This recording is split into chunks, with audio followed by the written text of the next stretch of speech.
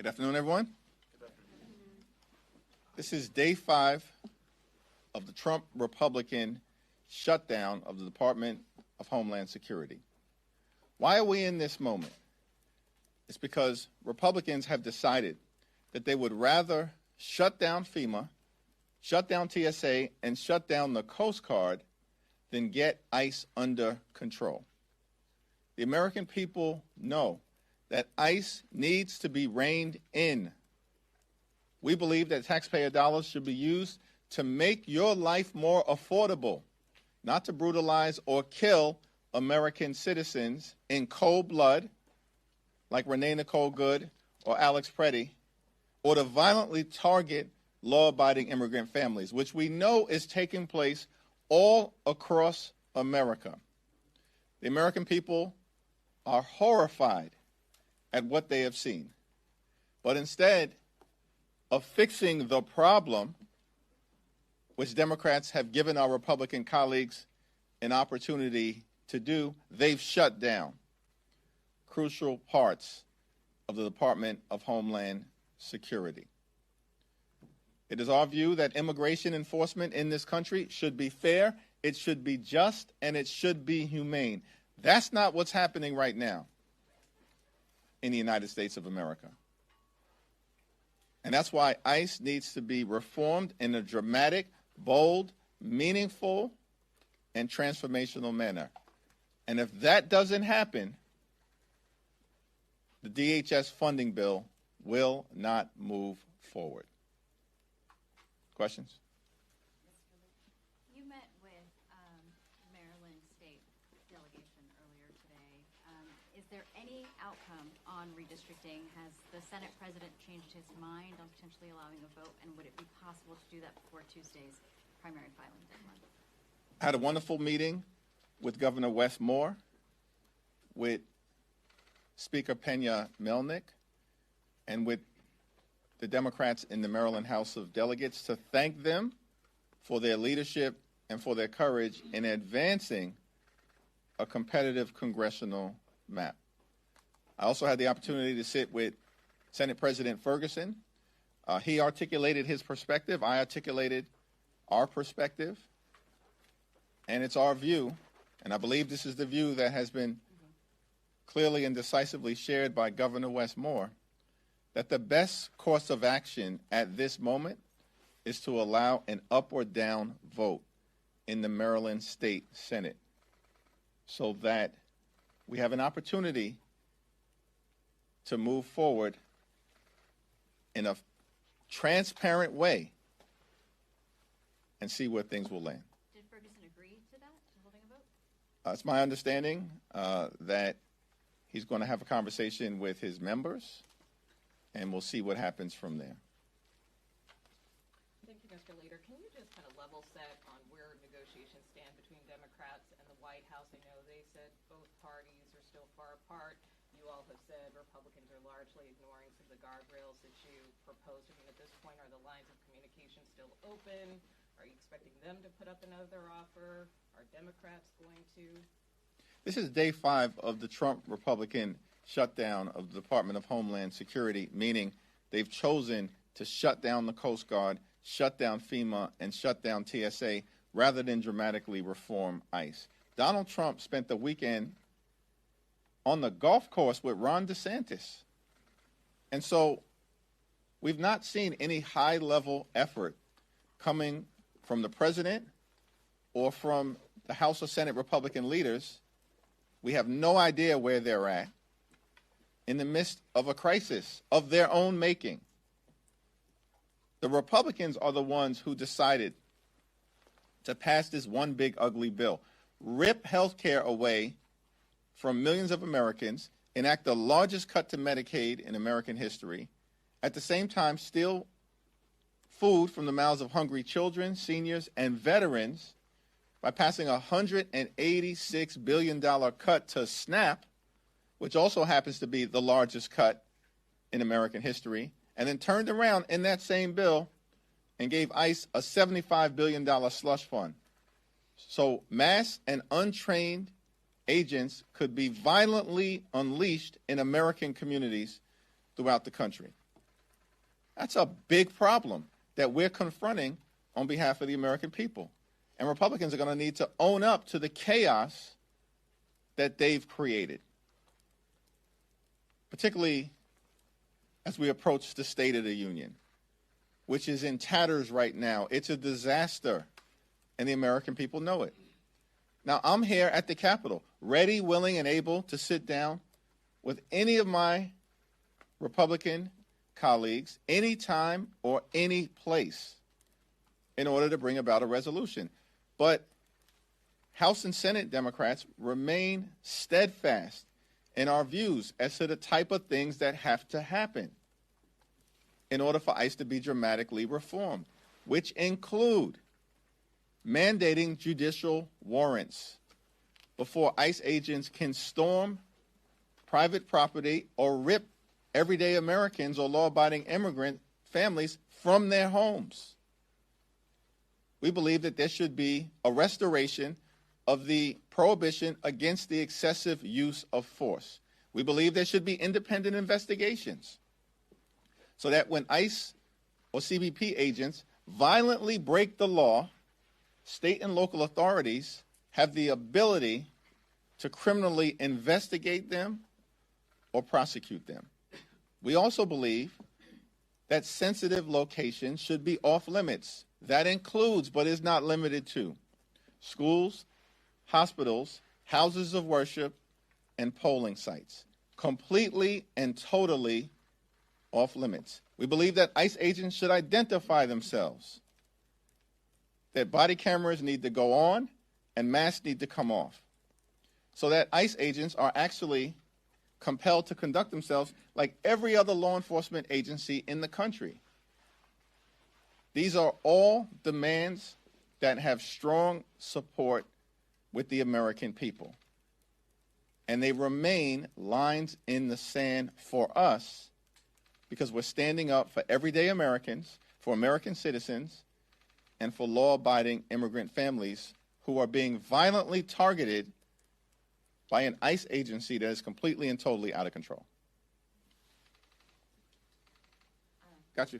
Thank you, Mr. Leader. Can you just tell us the latest state of play on the proposal that Democrats sent over? Have you heard back from the White House? And also, you did mention the State of the Union. Can you just let us know? We've heard there's a lot of calls for Democrats to boycott the annual speech. What again is your advice to the House Democratic Caucus on the approach for Tuesday night? Well, as we approach the State of the Union address, my view remains the same, which is that the two options that are in front of us in our House is to either attend with silent defiance or to not attend and send a message to Donald Trump in that fashion, which will include participation in a variety of different alternate programming that is going to take place in and around the Capitol complex. And then the state of play on the proposal that Well, in terms of the state of play on the current proposal, we've responded. We've reiterated our perspective on the types of things that are absolutely necessary in order for a DHS funding bill to move forward, all anchored in this principle that ICE needs to conduct itself like every other law enforcement agency in the country and stop using taxpayer dollars to brutalize the American people. And the ball is back in the court of the White House because they have our most recent response, and we await reaction from them. You outlined two different possibilities for Democratic members for the State of the Union. Do you plan to attend, and which of those options will you take? My current plan is to attend. We're not going to Donald Trump's house. He's coming to our house. It's my view that you don't let anyone ever run you off of your block. Can you share why Democrats haven't given us any details with your counterproposal and why negotiations have been a bit under wraps the last week or so? Well, listen, I think that I just articulated 5, 6, or 7 items that are part of what Democrats believe are necessary in order to dramatically reform ICE and get this rogue agency under control. There are other items that I can talk about. Certainly, we need a dramatic change in policy. We also need a change in personnel. Kristi Noem's got to go. Why she's still around when Alex Preddy was killed in cold blood on January 24th is beyond me. It sends a message that these Republicans are not serious about doing the types of things necessary to rein ICE in. We believe there should be a prohibition against racial profiling, ethnic profiling, and language profiling. That's not the American way. That's the Trump way. And we don't think that should be allowed in the United States of America. So we're going to continue to forcefully make our case to the public, as well as to our colleagues on the other side of the aisle, in terms of what is necessary to end the violence, end the brutality, end the assault funded by taxpayer dollars on American citizens and law-abiding immigrant families. Thanks. Second row. Mr. Jeffries, do you have any thoughts on Congressman Tony Gonzalez, who reportedly had an affair with an aide who died by suicide last year? I'm unfamiliar with the details of that situation, so I have no further comment. Quickly on affordability, there's a deadline tomorrow for the Treasury Department to define what institutional investors are in the order banning them from buying up single-family homes. Do you have any thoughts on what you think that should look like, or any other ideas how to make housing more affordable, more available in America? Yeah, housing costs in the United States of America are completely and totally out of control, and Republicans have made the situation worse, in part by their inaction. These extremists spent all of 2024 promising to lower the high cost of living. In fact, Donald Trump said it would happen on day one. And the real state of the economy right now is that housing costs haven't gone down, they've gone up. And Donald Trump has done nothing about it. We have to legislate in this space.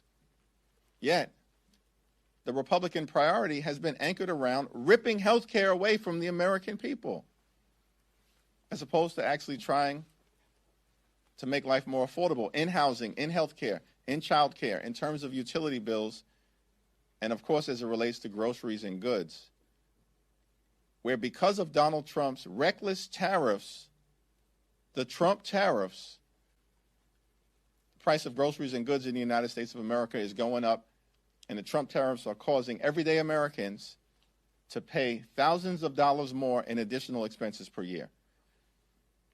We all understand that in order to get housing costs under control here in this country, we need to build more housing that is affordable to working class Americans, middle class Americans, and everyday Americans. Because right now, the demand for housing that is affordable to everyday Americans is here, and it greatly exceeds the supply. And so we have to bring that into balance. And we said from day one of this presidency that we will work with any one of our colleagues on the other side of the aisle if they're actually committed to driving down housing costs or costs for everyday Americans. But they decided to take a my way or the highway approach to jam this one big ugly bill down the throats of the American people. And that's why the American people now, across the board, understand Republican policies have failed. They failed on the economy. They failed on lowering costs. They failed on housing costs. They failed on health care. They're failing on immigration enforcement. They are a complete and total failure. It's one of the reasons why they're losing elections all across the United States of America and why they're trying to gerrymander the national congressional map, which we have forcefully pushed back against and will not allow to happen. Congresswoman Valerie Foushee is facing a primary challenge from Nita Alam. She's backed by Bernie Sanders. Can you comment on that primary, which is coming up in just a couple weeks in North Carolina? I strongly support the Congresswoman, as is the case with the Congressional Black Caucus and many of her colleagues that have served with Val for the last several years. He's a tremendous member of Congress, very thoughtful, very studious, very serious, and very forceful in advocating on behalf of her constituents and pushing back against Donald Trump's extremism. For us in the House, primaries are a way of life. That's just the reality. You know, the framers decided that the House would be the institution that is closest to the American people, to reflect the hopes, the dreams, the aspirations, the fears, the concerns, the anxieties, the life experiences, and in the words of the framers, the passions of the people. And one of the ways in which they effectuated that dynamic is to give the House a 2-year term. And so every 2 years, we have to go back to the people to make an argument to persuade them to renew our 2-year employment contract. That's just a way of life. It must be nice to have a 6-year term. But we don't have that luxury. And so that's going to mean, in many districts across the country, that there will be active primaries. And we embrace that as a reality of what the House is supposed to represent. But at the same period of time, I stand behind every single one of my Democratic colleagues. From the most progressive, Representative Ocasio-Cortez, to the more centrist ones like Tom Suozzi, and everybody in between. I stand behind all of them. And I'm going to do everything I can to make sure that they're all reelected. In regards to the State of the Union, do you have any concerns about having such a high-profile major security event that has a lot of Secret Service responsibilities during a DHS shutdown? You know, the administration is ultimately going to have to make the decision as to whether it's appropriate optically to come up to Capitol Hill in the middle of Republicans deciding to shut down the Department of Homeland Security.